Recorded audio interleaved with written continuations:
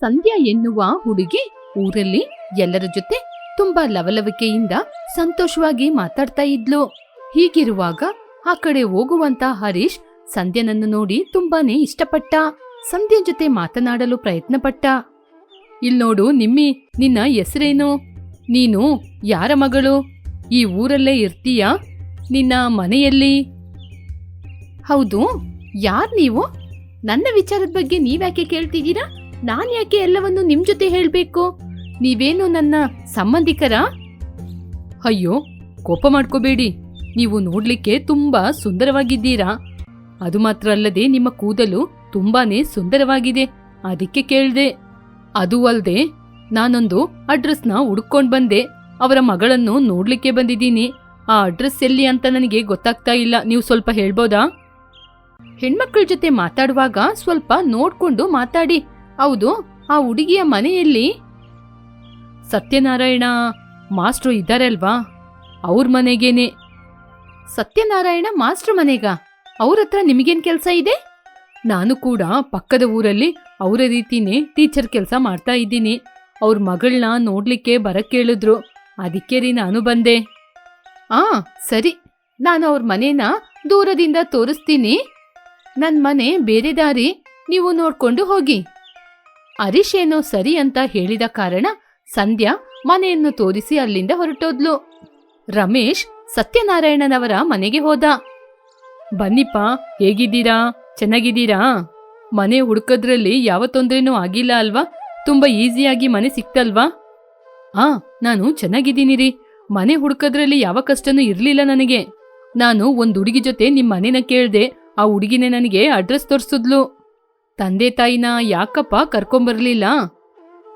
ತಂದೆ ತಾಯಿ ಕಾಸಿ ಪ್ರಯಾಣಕ್ಕೆ ಹೋಗಿದ್ದಾರೆ. ಅದ್ರಿಂದ ನನ್ನಿಂದ ತಂದೆ ತಾಯಿನ ಕರ್ಕೊಂಬರ್ಲಿಕ್ಕೆ ಆಗಿಲ್ಲ. ಅದಕ್ಕೇನೆ ನಾನು ಒಬ್ನೇ ಬಂದೆ. ಸರಿ ಅಯ್ಯ, ನನಗೆ ಹುಡುಗಿನ ಬೇಗ ತೋರಿಸ್ತೀರಾ? ನಾನು ಬೇಗ ಬಸ್ ಹತ್ತಿ ನಮ್ ತಂದೆ ತಾಯಿನ ನೋಡ್ಲಿಕ್ಕೆ ಹೋಗ್ಬೇಕು. ಸರಿ ಸರಿ, ಬನ್ನಿ ಕೂತ್ಕೊಳ್ಳಿ, ಮಗಳನ್ನ ಕರಿತೀನಿ. ಸತ್ಯನಾರಾಯಣನವರು ಮಗಳನ್ನು ಕರೀಲಿಕ್ಕೆ ಅಂತ ಹೋದಾಗ ಮಗಳು ಬಂದು ಸೋಫಾದಲ್ಲಿ ಕೂತಿದ್ಲು. ರಮೇಶ್ ಬಂದು ನೋಡುವಾಗ ಆ ಹುಡುಗಿ ಸಂಧ್ಯನೇ. ನೀವೇನು ಇಲ್ಲಿದ್ದೀರಾ? ಇವಳೇಪ್ಪ ನನ್ ಮಗಳು. ಇದಕ್ಕೆ ಮುಂಚೆ ನನ್ ಮಗಳನ್ನ ಗೊತ್ತಾ ನಿಮಗೆ? ನನಗೆ ನಿಮ್ ಮನೆ ಅಡ್ರೆಸ್ ತೋರಿಸಿದೆ ಈ ಹುಡುಗಿನೇ. ಆದ್ರೆ ಈ ಹುಡುಗಿ ನಿಮ್ ಮಗಳು ಅಂತ ನನ್ ಜೊತೆ ಹೇಳಲೇ ಇಲ್ಲ. ಯಾಕಮ್ಮ ಹೀಗೆ ಮಾಡ್ದೆ? ಸುಮ್ನೆ ತಮಾಷೆಗೆ ಮಾಡ್ದೆ ಅಪ್ಪ. ಹೀಗೆ ಸಂಬಂಧ ಇಷ್ಟವಾದ ಕಾರಣ ರಮೇಶ್ನ ತಂದೆ ತಾಯಿ ಕಾಸಿಗೆ ಹೋಗಿ ಹಿಂದಿರುಗಿ ಬಂದ ಮೇಲೆ ಸಂಧ್ಯಾ ಮತ್ತು ರಮೇಶ್ಗೆ ಒಳ್ಳೆ ಮುಹೂರ್ತ ದಿನ ನೋಡಿ ಮದುವೆಯನ್ನು ಮಾಡಿದ್ರು. ಬಾಮ್ಮ ಸೊಸೆ, ಕೂತ್ಕೋ. ಯಾಕಮ್ಮ ಮನೆಯೊಳಗೆ ಅಷ್ಟೊತ್ತಿಂದ ಕೂತಿರ್ತೀಯ? ನಿನ್ನ ಉದ್ದವಾದ ಕೂದಲಿನ ಬಗ್ಗೆ ನನ್ ಮಗ ಫೋನ್ ಮಾಡುವಾಗೆಲ್ಲ ಹೇಳ್ತಾನೆ ಇರ್ತಾನೆ. ಸರಿ ಬಾ ಕೂತ್ಕೋ, ಸ್ವಲ್ಪ ಹೊತ್ತು ಮಾತಾಡೋಣ. ನನ್ ಮಗ ಹೇಳಿದ್ದು ಸರಿನೇ. ನಿಜವಾಗ್ಲೂ ನಿನ್ನ ಉದ್ದವಾದ ಕೂದಲು ನೋಡ್ಲಿಕ್ಕೆ ತುಂಬಾ ಚೆನ್ನಾಗಿದೆ. ಎಷ್ಟೊಂದು ಅದೃಷ್ಟ ಇದ್ರೂ ಕೂಡ ನಿನ್ನಂತಹ ಉದ್ದವಾದ ಕೂದಲು ನಮಗೆ ಬರುತ್ತಾ? ಅತ್ತೆ, ನಿಮ್ಮ ಕೂದಲು ಕೂಡ ತುಂಬಾ ಉದ್ದವಾಗಿ, ತುಂಬಾ ಕಪ್ಪಾಗಿ ತುಂಬಾ ಚೆನ್ನಾಗಿದೆ ಅತ್ತೆ. ಆದ್ರೂ ನಿನ್ ತಲೆ ಕೂದ್ಲಿಗೆ ಶ್ಯಾಂಪೂ, ಎಣ್ಣೆ ಅಂತ ತುಂಬಾ ಹಣ ಖರ್ಚಾಗುತ್ತೆ ಅಲ್ವಮ್ಮ? ಆದ್ರೆ ನಾವು ನಮ್ ತಲೆಗೆ ಏನೂ ಹಾಕಲ್ಲ. ಹೌದತ್ತೆ, ಖರ್ಚಾಗುತ್ತೆ. ಆದ್ರೂ ಇಷ್ಟು ಉದ್ದವಾದ ಕೂದ್ಲಿರುವಾಗ ಅದನ್ನ ನೋಡ್ಕೊಳ್ಳೋದಿದ್ರೆ ಹೇಗತ್ತೆ? ಅತ್ತೆಯವರು ಅವರಿಗೆ ಅವಶ್ಯಕತೆ ಇಲ್ಲದಿದ್ರು ಕೂಡ ಈ ಕೂದಲಿನ ಬಗ್ಗೆ, ಅದರ ಖರ್ಚು ಬಗ್ಗೆ ಸೊಸೆ ಜೊತೆ ಮಾತಾಡ್ತಾನೆ ಇದ್ರು. ಹೀಗೆ ಸ್ವಲ್ಪ ದಿನಗಳ ನಂತರ ಜಯ ಅವರ ವಿಗ್ಗನ್ನು ತೆಗೆದು ಒಣಗಿಸಿದ್ರು. ಅವಾಗ ಸಂಧ್ಯಾ ನಿದ್ರೆಯಿಂದ ಹೊರಗೆ ಬಂದ್ಲು. ಒಂದೇ ಸಲ ತನ್ನ ಅತ್ತೆಯನ್ನು ನೋಡಿದ ತಕ್ಷಣ ಆಶ್ಚರ್ಯಪಟ್ಲು. ಅಯ್ಯೋ ಅತ್ತೆ, ಏನಾಯ್ತತ್ತೆ ನಿಮ್ ಕೂದ್ಲಿಗೆ? ರಾತ್ರೋರಾತ್ರಿ ಏನತ್ತೆ ಆಯ್ತು? ಏನು ಇಲ್ಲ ಕಣಮ್ಮ, ತುಂಬಾ ದಿನ ಆಯ್ತಲ್ವಾ ಕೂದ್ಲುನ ಒಗ್ದು. ಕೂದ್ಲು ಯಾಕೋ ಸ್ವಲ್ಪ ವಾಸನೆ ಬರ್ತಾ ಇತ್ತಾ, ಅದಕ್ಕೇನೆ ಚೆನ್ನಾಗಿ ಕೂದ್ಲಿಗೆ ಶ್ಯಾಂಪು ಹಾಕಿ ಇವಾಗ ಒಣಗ್ಸಿದೀನಿ. ಏನತ್ತೆ ಹೇಳ್ತಾ ಇದ್ದೀರಾ? ನಿಮಗೆ ಕೂದ್ಲಿಲ್ವಾ? ನೀವು ಮೊಟ್ಟೆನಾ? ನಿಮ್ ತಲೆ ಮೇಲೆ ಇರುವ ಕೂದ್ಲನ್ನ ನೋಡಿ ನಾನು ನಿಜ ಅನ್ಕೊಂಡೆ. ಅಂದ್ರೆ ಅದೆಲ್ಲ ವಿಗ್ಗ? ಇಷ್ಟು ಚೆನ್ನಾಗಿರುವ ಕೂದ್ಲನ್ನು ನೋಡಿ ನಾನೇ ತುಂಬಾ ಹೆಮ್ಮೆ ಪಡ್ತಿದ್ದೆ. ನನ್ನಿಂದ ನಂಬಕ್ಕೆ ಆಗ್ತಿಲ್ಲ. ಹೌದು, ಜುಟ್ಟು ಬರ್ಲಿಕ್ಕೆ ನೀವು ಯಾವ ಪ್ರಯತ್ನನೂ ಪಡ್ಲಿಲ್ವಾ ಅತ್ತೆ? ಹೆಂಗಸರಿಗೆ ಕೂದ್ಲಿಲ್ಲದಿದ್ರೆ ನೋಡ್ಲಿಕ್ಕೆ ಚೆನ್ನಾಗಿರಲ್ಲ ಅತ್ತೆ. ನನಗೆ ಮದ್ವೆ ಆಗುವಾಗ ತುಂಬಾ ಉದ್ದವಾದ ಕೂದಲಿತ್ತಮ್ಮ. ಇಲ್ ನೋಡು, ನಿನ್ನ ಗಂಡ ಹುಟ್ಟುವಾಗ ಉದುರ್ಲಿಕ್ಕೆ ಸ್ಟಾರ್ಟ್ ಆಗಿದ ಕೂದ್ಲು. ಆ ನಂತರ ಕೂದ್ಲು ಪೂರ್ತಿಯಾಗಿ ಉದುರೋಗ್ಬಿಡ್ತು. ಆಮೇಲೆ ಕೂದ್ಲು ಉದುರೋದ್ಮೇಲೆ ಏನಮ್ಮ ಮಾಡಕ್ಕಾಗುತ್ತೆ? ಅದಕ್ಕೆ ಕೆಮಿಕಲ್ ಎಲ್ಲ ಹಾಕೊಳ್ಳಕ್ಕೆ ನನಗೆ ಇಷ್ಟ ಇಲ್ಲಮ್ಮ. ಅದಕ್ಕೇನೆ ಹೋದ್ರೆ ಹೋಗ್ಲಿ ಅಂತ ಹಾಗೆ ಬಿಟ್ಬಿಟ್ಟೆ. ಹೌದು ಅತ್ತೆ. ಹೀಗೆ ಹರೀಶ್ ಬಂದ ನಂತರ ಎಲ್ಲರೂ ಊಟ ಮಾಡಿ ಅವ್ರವ್ರ ರೂಮಿಗೆ ನಿದ್ರೆ ಮಾಡ್ಲಿಕ್ಕೆ ಹೊರಟು ಹೋದ್ರು.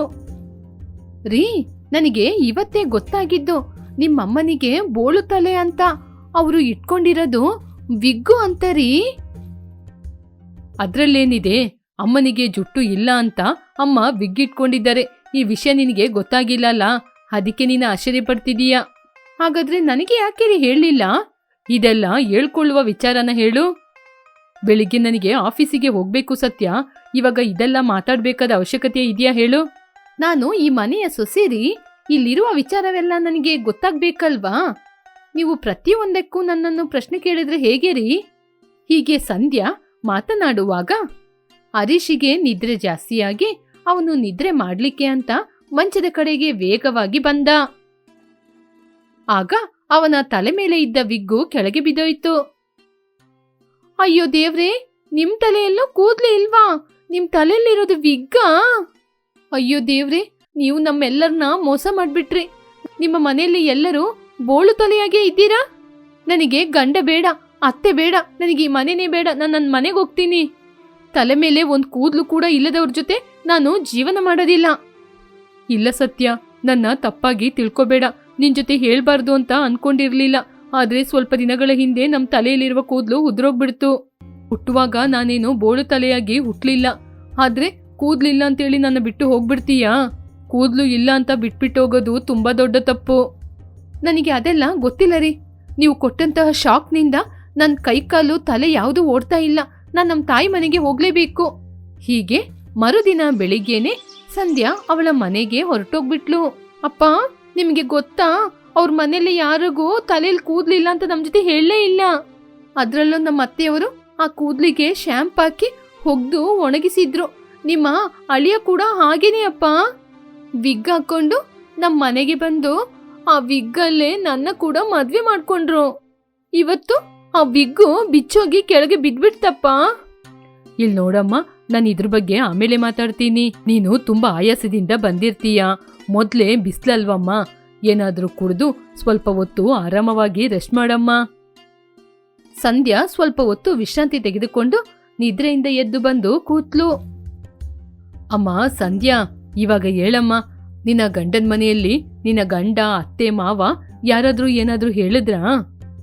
ಇಲ್ಲಪ್ಪ, ಅವ್ರು ನನ್ನ ತುಂಬಾ ಚೆನ್ನಾಗಿ ನೋಡ್ಕೊಂಡ್ರು. ಆದ್ರೆ ಅವ್ರು ನನ್ನ ಜೊತೆ ತುಂಬಾ ವಿಷಯಗಳನ್ನು ಮುಚ್ಚಿಟ್ಟಿದಾರಪ್ಪ.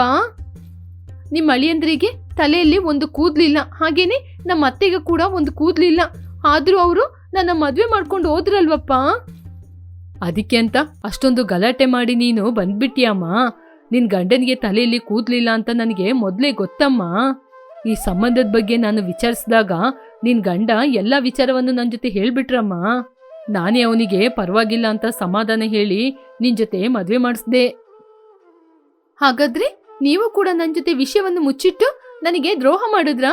ನೀವೀಗೆ ಮಾಡ್ತೀರಾ ಅಂತ ನಾನು ಅನ್ಕೊಂಡಿರ್ಲಿಲ್ಲ. ಹೌದಮ್ಮ, ನಾನು ನಿನ್ ಜೊತೆ ಸತ್ಯವನ್ನು ಮುಚ್ಚಿಟ್ಟು ಮದ್ವೆ ಮಾಡಿಸ್ದೆ. ಯಾಕೆ ಅಂದ್ರೆ ಹರೀಶ್ ಅಂತ ಒಂದು ಹುಡುಗ ನಿನಗೆ ಯಾವತ್ತೂ ಸಿಗಲ್ಲಮ್ಮ. ಅವನು ಕೆಲ್ಸಕ್ಕೆ ಸೇರಿಕೊಂಡ ದಿನಗಳಿಂದ ನಾನು ಅವನ್ನ ನೋಡ್ತಾ ಇದ್ದೀನಿ. ತುಂಬಾ ಒಳ್ಳೆ ಹುಡುಗ, ತುಂಬಾ ಒಳ್ಳೆಯವನು ಕೂಡ. ಅವನ ಜೊತೆಗೆ ಕೆಲಸ ಮಾಡೋರಿಗೆ ತುಂಬಾ ಗೌರವ ಕೊಡ್ತಾನೆ. ಹಾಗೇನೆ ಅವ್ರ ತಂದೆ ತಾಯಿ ಕೂಡ ತುಂಬಾ ಒಳ್ಳೆಯವರು ಕಣಮ್ಮ. ಅಂತ ಹುಡುಗ ನಿನ್ನ ಗಂಡನಾಗಿ ಸಿಗ್ಲಿಕ್ಕೆ ನೀನು ಪುಣ್ಯ ಮಾಡಿರ್ಬೇಕು. ನೀನ್ ನಿಜ ಹೇಳಮ್ಮ, ಒಂದಿನ ಆದ್ರೂ ಹರೀಶ್ ನಿನ್ ಜೊತೆ ಕೆಟ್ಟದಾಗಿ ಮಾತಾಡಿರ್ತಾನ? ನಿನ್ನ ಅವ್ರ ಮನೆಯವರಾದ್ರೂ ಏನಾದ್ರೂ ಮಾತಾಡಿರ್ತಾರ? ಇಲ್ಲಪ್ಪ, ನನ್ ಗಂಡನ ಮನೆಯಲ್ಲಿ ನನ್ನ ತುಂಬಾ ಚೆನ್ನಾಗಿ ನೋಡ್ಕೋತಾ ಇದ್ರು. ನಮ್ಮ ಅತ್ತೆ ಯಾವ ಕೆಲ್ಸನೂ ಮಾಡ್ಲಿಕ್ಕೆ ಬಿಡ್ತಿರ್ಲಿಲ್ಲ. ಹರೀಶ್ ಕೂಡ ನನ್ನ ತುಂಬಾ ಚೆನ್ನಾಗಿ ನೋಡ್ಕೊಳ್ತಾ ಇದ್ರು. ಆದ್ರೆ ನಿಜ ನನ್ನ ಜೊತೆ ಹೇಳಿಲ್ವಲ್ಲ, ಅದಕ್ಕೆ ನಂಗೆ ಕೋಪ. ನೀವು ಹೇಳೋದು ನಿಜಾನೇ. ನಾನು ಇವಾಗ್ಲೇ ನನ್ ಗಂಡನ ಮನೆಗೆ ಹೊರಟೋಗ್ತೀನಪ್ಪ. ಹಾಗೆ ಹೇಳಿ ಸಂಧ್ಯಾ ಅವಳ ಗಂಡನ ಮನೆಗೆ ಬಂದ್ಲು. ಅತ್ತೆ, ನಾನು ನಿಮಗೂ ನಿಮ್ ಮಗನಿಗೋಸ್ಕರ ಸ್ವಲ್ಪ ಎಣ್ಣೆನ ತಯಾರಿಸಿ ಇಟ್ಟಿದ್ದೀನಿ. ಇದರ ಫಲವಾಗಿ ನಿಮ್ಮಿಬ್ಬರಿಗೂ ಸ್ವಲ್ಪ ದಿನದಲ್ಲೇ ಕೂದಲು ಬರುತ್ತೆ. ಹಾಗೇನೆ ತುಂಬಾ ಉದ್ದವಾದ ಕೂದಲು ಬೆಳೆಯುತ್ತೆ. ನಮ್ಮಮ್ಮ ನನಗೆ ಈ ಎಣ್ಣೆಯನ್ನೇ ಹಾಕ್ತಾ ಇದ್ರು. ಅಯ್ಯೋ, ಯಾಕಮ್ಮ ಇದೆಲ್ಲ ನಿನ್ಗೆ ಕೆಲ್ಸ? ನೀನೋಗಿ ವಿಶ್ರಾಂತಿ ತಗೋ ಹೋಗು. ಅಯ್ಯೋ ಅತ್ತೆ, ಇದ್ರಲ್ಲಿ ನಂಗೆ ಯಾವ ಕೆಲ್ಸಾನೂ ಇಲ್ಲ. ನಾನ್ ನಿಮ್ಗೋಸ್ಕರ ಎಣ್ಣೆ ತಯಾರಿಸಿದ್ದೀನಿ. ಇದ್ನ ನೀವು ತಲೆಗೆ ಹಚ್ಕೊಳ್ಳಿ. ಸರಿ ಕಣಮ್ಮ. ಹೀಗೆ ಸಂಧ್ಯಾ ಸ್ವಲ್ಪ ಎಣ್ಣೆಯನ್ನು ತಯಾರಿಸಿ ಶಾಂತಮ್ಮ ಹರೀಶಿಗೆ ಕೊಟ್ಲು. ಅವರಿಬ್ಬರು ಆ ಎಣ್ಣೆಯನ್ನು ಹಾಕುವುದರಿಂದ ಅವರ ತಲೆಯಲ್ಲಿ ಸ್ವಲ್ಪ ಸ್ವಲ್ಪವಾಗಿ ಕೂದಲು ಬರಲು ಆರಂಭಿಸಿತು. ಹೀಗೆ ಅವರಿಗೆ ಕೂದಲು ಬಂದ ಕಾರಣ ಸಂಧ್ಯಾ ತುಂಬಾನೇ ಸಂತೋಷಪಟ್ಲು. ಸಂಧ್ಯಾ ಸಂತೋಷವನ್ನು ನೋಡಿ ಮನೆಯಲ್ಲಿರುವವರು ಕೂಡ ತುಂಬಾನೇ ಸಂತೋಷಪಟ್ರು. ಯಶೋದನ ಅಜ್ಜಿಗೆ ಹೂಗಿಡಗಳು ಅಂದ್ರೆ ತುಂಬಾ ಇಷ್ಟ. ಅದರಿಂದ ಯಾವಾಗ ನೋಡಿದ್ರು ಹೂಗಿಡಗಳನ್ನು ನೆಡ್ತಾನೇ ಇದ್ರು. ಇದರಿಂದ ಯಶೋದನಿಗೆ ಕೂಡ ಹೂಗಿಡಗಳಂದ್ರೆ ತುಂಬಾ ಇಷ್ಟವಾಯಿತು. ಸಮಯ ಸಿಗುವಾಗೆಲ್ಲ ಅವಳ ಅಜ್ಜಿ ಜೊತೆ ಸೇರಿ ಅವಳು ಕೂಡ ಹೂಗಿಡಗಳನ್ನು ನೆಡ್ತಾ ಇದ್ಲು. ನನ್ ಜೊತೆ ಚಿಕ್ಕ ಚಿಕ್ಕ ಕೋಪುಗಳಿದೆ. ನಾನು ಚಿಕ್ಕವಳಿದ್ದಾಗ ಆ ಕೋಪುಗಳನ್ನ ಇಟ್ಕೊಂಡು ಆಟಾಡ್ತಾ ಇದ್ದೆ ಅಲ್ವಾ? ಆ ಕೋಪುಗಳಲ್ಲಿ ಇವಾಗ ಚಿಕ್ಕ ಚಿಕ್ಕ ಗಿಡಗಳನ್ನು ನೆಟ್ಟು ನಮ್ಮ ಮನೆಯ ಅಂಗಳದತ್ರ ಬೆಳೆಸೋಣ. ಅದು ಸುವಾಸನೆ ಇರುವ ಗಿಡಗಳನ್ನು ನೆಡೋಣ. ಆವಾಗ ನಾವು ನಡೆಯುವಾಗ ಒಳ್ಳೆ ಸುಗಂಧ ಬರುತ್ತೆ. ಒಳ್ಳೆ ವಿಚಾರ ಹೇಳ್ದೆ ಕಣಮ್ಮ. ಆದ್ರೆ ಆ ಎಲ್ಲಾ ವಸ್ತುಗಳು ನಿಮ್ಮ ತಾಯಿಯ ನೆನಪಿಗೋಸ್ಕರ ಇಟ್ಟಿರೋದು. ಇದ್ರಲ್ಲಿ ನೆಡ್ತೀಯ ಅಂತ ಹೇಳ್ತೀಯಲ್ವಾ? ನಿಮ್ಮಮ್ಮ ಜಗಳ ಮಾಡ್ತಾರಮ್ಮ. ಅದಕ್ಕೆ ಅದು ಬೇಡ, ಬೇರೆ ಯಾವುದ್ರಲ್ಲಾದ್ರೂ ನೆಡೋಣ. ರೋಜಾ ಮನೆಯಲ್ಲಿರುವ ಒಂದು ಪಾತ್ರೆಯನ್ನು ತೆಗೆದು ಆ ಪಾತ್ರೆಯಲ್ಲಿ ಗಿಡವನ್ನು ನೆಡ್ತಾ ಇದ್ಲು. ಮನೆಯಲ್ಲಿರುವ ಪಾತ್ರೆಯನ್ನು ತಂದು ಅದಲ್ಲಿ ಹೂಗಿಡಗಳನ್ನು ನೆಡ್ತಾ ಇದ್ದಾಗ ಯಶೋದನ ತಾಯಿ ಬಂದು ಜಗಳವನ್ನು ಮಾಡ್ತಾ ಇದ್ಲು. ಒಂದು ದಿನ ಯಶೋದ ಅಡಿಗೆ ಮಾಡುವ ಪಾತ್ರೆಯನ್ನೇ ತಗೊಂಬಂದ್ಲು. ಅಜ್ಜಿ, ಇವತ್ತು ನಾನು ಅನ್ನ ಮಾಡುವ ಪಾತ್ರೆಯನ್ನೇ ತಗೊಂಬಂದಿದ್ದೀನಿ. ಮೊನ್ನೆ ನಾನು ನನ್ನ ಫ್ರೆಂಡ್ ಮನೆಗೆ ಹೋಗಿದ್ದಾಗ ಅವರ ಮನೆ ಮುಂದೆ ತುಂಬಾ ಚೆನ್ನಾಗಿರುವ ಗಿಡಗಳಿತ್ತು. ಅದನ್ನ ತಗೊಂಬಂದಿದ್ದೀನಿ. ಇವಾಗ ಈ ಪಾತ್ರೆಯಲ್ಲಿ ಬೆಳೆಸ್ತೀನಿ. ತುಂಬಾ ಚೆನ್ನಾಗಿರುತ್ತೆ. ಇದು ಹಣ್ಣುಗಳು ಬರುವ ಗಿಡ. ಅದರಿಂದ ಇನ್ ಮುಂದೆ ನಮಗೆ ತುಂಬಾ ಹಣ್ಣುಗಳು ಕೂಡ ಬೆಳೆಯುತ್ತೆ. ಹೌದು ಯಶೋದ, ಇದು ಅನ್ನ ಮಾಡುವ ಪಾತ್ರೆ ಅಲ್ವಾ? ಇದ್ರಲ್ಲಿ ಬೆಳೆಸ್ತೀನಿ ಅಂತ ಹೇಳ್ತಿದೀಯಾ? ನಿಮ್ಮಮ್ಮ ಮಾತ್ರ ಈ ಪಾತ್ರೆಯನ್ನ ನೋಡಿದ್ರೆ ನಿನಗೂ ನನಗೂ ಬೈತಾಳೆ. ಅಜ್ಜಿ, ಏನೂ ಆಗಲ್ಲ. ಅಮ್ಮ ಕೇಳಿದ್ರೆ ಪಾತ್ರೆ ತೂತ ಆಗಿದೆ ಅಂತ ಹೇಳ್ತೀನಿ. ಹೀಗೆ ಅಜ್ಜಿ ಮತ್ತು ಮೊಮ್ಮಗಳು ಸೇರಿ ಅನ್ನ ಮಾಡುವ ಪಾತ್ರೆಯಲ್ಲಿ ಗಿಡವನ್ನು ನೆಟ್ರು. ಭಾಗ್ಯ ಅಡುಗೆ ಮನೆಗೆ ಬಂದು ಅನ್ನ ಮಾಡಲು ಪಾತ್ರೆಯನ್ನು ಹುಡುಕಾಡಿದ್ಲು. ಏನಿದು? ಅನ್ನ ಮಾಡುವ ಪಾತ್ರೆನ ಇಲ್ಲಿ ತಾನೇ ತೊಳೆದಿಟ್ಟಿದ್ದೆ, ಇವಾಗ ಏನಾಯಿತು? ಹಾಗೆ ಅಂತ ಅವಳು ಆಲೋಚನೆ ಮಾಡಿ ಹೊರಗಡೆ ಬಂದ್ಲು. ಹೊರಗಡೆ ಬಂದು ನೋಡಿದಾಗ ಆ ಪಾತ್ರೆಯಲ್ಲಿ ಗಿಡವನ್ನು ನೆಟ್ಟಿಟ್ಟಿದ್ರು. ಏನ್ ಯಶೋದ, ದಿನದಿಂದ ದಿನಕ್ಕೆ ಗಿಡಗಳನ್ನು ನೆಡುವ ನಿನ್ನ ಹುಚ್ಚು ಅಧಿಕ ಆಗ್ತಾ ಇದೆ. ಅಡಿಗೆ ಮಾಡುವ ಪಾತ್ರೆಯಲ್ಲಿ ಗಿಡವನ್ನು ನೆಟ್ಟಿಟ್ಟಿದ್ಯಲ್ಲ, ನಿನಗೆ ಸ್ವಲ್ಪ ಆದ್ರೂ ಬುದ್ಧಿ ಇದೆಯಾ? ಅಯ್ಯೋ ಅತ್ತೆ, ನೀವಾದ್ರೂ ಅವಳಿಗೆ ಹೇಳ್ಬಾರ್ದಾ? ಸಣ್ಣ ಹುಡುಗಿ ಜೊತೆ ಸೇರಿ ನೀವು ಆಡ್ತಾ ಇದ್ದೀರಲ್ವಾ?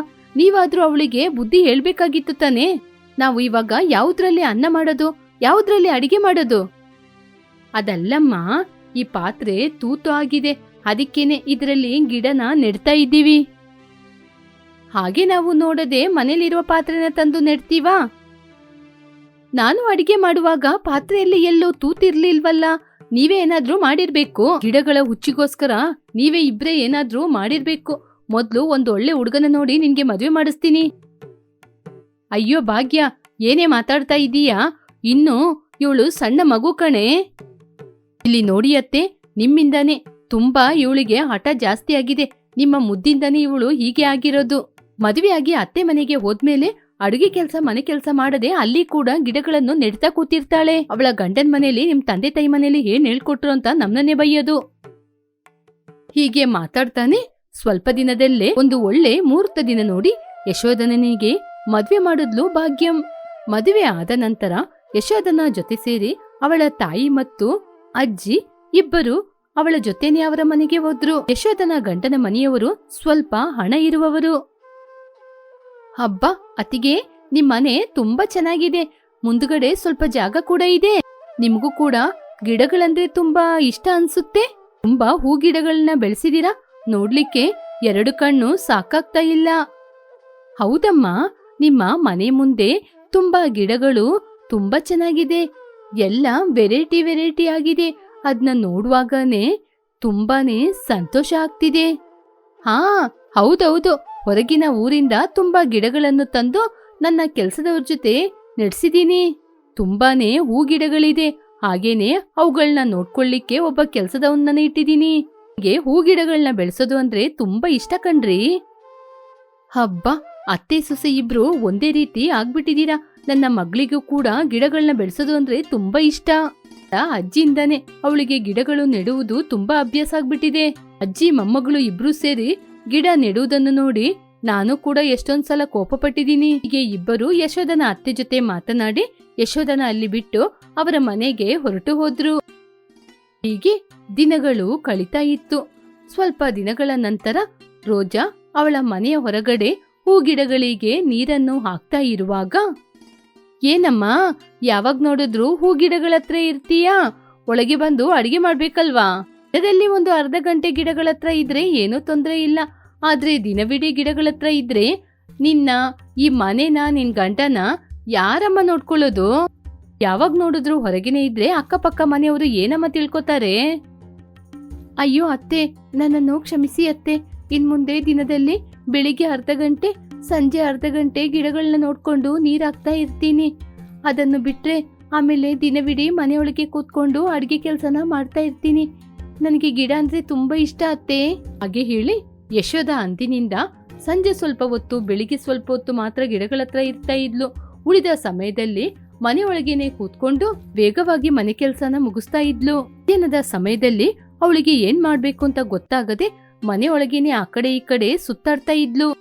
ಅತ್ತೆ, ನೀವು ಏನ್ ಅಡಿಗೆ ಮಾಡ್ಲಿಕ್ಕೆ ಹೇಳ್ತೀರೋ ನಾನು ಅಡಿಗೆನ ಮಾಡ್ತೀನಿ. ಇರಮ್ಮ, ಸುಬ್ಬಯ್ಯ ತರಕಾರಿ ತಗೊಂಡ್ಬರ್ಲಿಕ್ಕೆ ಮಾರ್ಕೆಟಿಗೆ ಹೋಗಿದ್ದಾನೆ. ಅವನು ಬಂದ್ಮೇಲೆ ಯಾವ ತರಕಾರಿಯಲ್ಲಿ ಅಡಿಗೆ ಮಾಡೋದು ಅಂತ ಡಿಸೈಡ್ ಮಾಡಿ ಆಮೇಲೆ ಮಾಡು. ಹೌದು, ನೀನು ಮೊದ್ಲೇ ಹೇಳಿದ್ರೆ ಅವನೋಗಿ ತರಕಾರಿನ ತಗೊಂಬರ್ತಾ ಇದ್ದ. ಹೌದು ಅತ್ತೆ, ನಮಗೆ ಇಷ್ಟು ದೊಡ್ಡ ಪ್ಲೇಸ್ ಇದೆ ಅಲ್ವಾ? ನಾವು ಯಾಕತ್ತೆ ತರಕಾರಿ ಗಿಡನ ಬೆಳೆಸಬಾರ್ದು? ನಾವೇ ತರಕಾರಿ ಗಿಡನ ಬೆಳೆಸಿದ್ರೆ ಯಾವ ರಾಸಾಯನಿಕ ಗೊಬ್ಬರ ಇಲ್ಲದೆ ಚೆನ್ನಾಗಿ ಬೆಳೆಸಬಹುದು. ಹಾಗೆ ಬೆಳೆಸಿದ ತರಕಾರಿ ಕೂಡ ನಮ್ಮ ಆರೋಗ್ಯಕ್ಕೆ ತುಂಬಾ ಒಳ್ಳೆಯದು. ನೀನು ಹೇಳೋದು ಸರಿನೇ ಯಶೋದ. ಆದ್ರೆ ಹೂ ಗಿಡಗಳ ಮಧ್ಯೆ ಬೆಳೆಸಿದ್ರೆ ಹೂ ಗಿಡಗಳಿಗೆ ಇರುವ ಅಂದನೇ ಹೋಗ್ಬಿಡುತ್ತೆ. ಹೌದತ್ತೆ, ನೀವ್ ಹೇಳದೇನು ನಿಜಾನೇ. ನಾವು ಗಿಡಗಳ ಮಧ್ಯೆ ನೆಟ್ರೆ ಅವುಗಳ ಅಂದ ಹೊರಟೋಗುತ್ತೆ. ನಮ್ಮ ಮನೆ ಮೇಲೆ ಮಾಡಿ ಇದೆ ಅಲ್ವತ್ತೆ, ಅಲ್ಲೇ ನಾವು ಈ ತರಕಾರಿ ಗಿಡನ ಬೆಳೆಸೋಣ ಅತ್ತೆ. ನನಗೂ ಕೂಡ ಕೆಲಸ ಆದ್ಮೇಲೆ ತುಂಬಾ ಹೊತ್ತು ಸುಮ್ಮನೆ ಕೂತಿರ್ತೀನಲ್ವಾ, ಅವಾಗ ಹೋಗಿ ಆ ಕೆಲಸ ಮಾಡಿದ್ರೆ ನನಗೂ ಟೈಮ್ ಪಾಸ್ ಆಗುತ್ತೆ. ನಾವಿಬ್ರೇ ತರಕಾರಿ ಗಿಡಗಳನ್ನು ಬೆಳೆಸೋಣ ಅತ್ತೆ. ನಾವು ಅಂತ ತರಕಾರಿಯನ್ನು ಉಪಯೋಗ ಮಾಡಿದ್ರೆ ಮನೆಯಲ್ಲಿರುವವರೆಲ್ಲ ತುಂಬಾ ಚೆನ್ನಾಗಿರ್ತಾರೆ. ಯಶೋದ ಅಷ್ಟು ಬುದ್ಧಿವಂತಿಕೆಯಿಂದ ಮಾತಾಡುವಾಗ ಅವಳ ಸೊಸೆ ಬಳಿ ಯಾವುದೇ ರೀತಿಯ ಉತ್ತರ ಇರಲಿಲ್ಲ. ಸರಿ ಅಂತ ಹೇಳಿ ಮಾಡಿ ಮೇಲೆ ತರಕಾರಿ ಗಿಡಗಳನ್ನು ಹಾಕಲು ಒಪ್ಪಿಕೊಂಡ್ರು. ಹೀಗೆ ಯಶೋದ ಮನೆಯ ಮೇಲ್ಭಾಗದಲ್ಲಿ ಮಾಡಿಯಲ್ಲಿ ತುಂಬಾ ಹೂಗಿಡಗಳು, ತರಕಾರಿ ಗಿಡಗಳನ್ನು ಬೆಳೆಸಲು ಆರಂಭಿಸಿದ್ಲು. ಹೀಗೆ ಸ್ವಲ್ಪ ದಿನಗಳ ನಂತರ ತರಕಾರಿ ಬೆಳೆಯಲು ಆರಂಭವಾಯಿತು. ಯಶೋದ, ತರಕಾರಿಗಳು ಎಷ್ಟು ಚೆನ್ನಾಗಿ ಬೆಳೆದಿದೆ. ನಿನಗೆ ಯಾವ ತರಕಾರಿ ಇಷ್ಟ ಆಗಿದ್ಯೋ ಆ ತರಕಾರಿನ ತಗೊಂಬಂದು ಇಲ್ಲೇ ಹಾಕು. ಅತ್ತೆ, ಯಾವ ತರಕಾರಿ ಚೆನ್ನಾಗಿ ಬೆಳೆದಿದ್ಯೋ ನಾನು ಅಂತಹ ತರಕಾರಿನ ತಂದು ಅಡಿಗೆ ಮಾಡ್ತೀನಿ. ಯಶೋದ ಗಿಡಗಳಲ್ಲೇ ತರಕಾರಿನ ಹಾಗೇನೆ ಉಳಿಸ್ಬಿಟ್ರೆ ಗಿಡದಲ್ಲೇ ತರಕಾರಿ ಹಾಳಾಗ್ಬೋದು ಅಂತ ಸಾರ್ ಮಾಡಿದ್ಲು. ಏನಮ್ಮ ಯಶೋದ, ಇಷ್ಟೊಂದು ಸಾರ್ ಮಾಡಿದೀಯಾ? ಇಷ್ಟೊಂದು ಸಾರ್ನ ಯಾರು ಕಣಮ್ಮ ತಿನ್ನೋದು?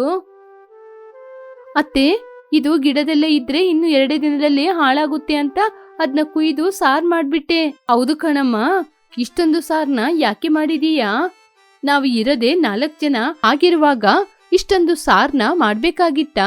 ತರಕಾರಿ ಗಿಡಗಳಲ್ಲಿ ಜಾಸ್ತಿ ಆದ ಕಾರಣ ಯಶೋದ ಮತ್ತು ಕೆಲಸದ ಆಳು ಸೇರಿ ಆ ತರಕಾರಿಯನ್ನು ಮಾರಾಟ ಮಾಡಿದ್ರು.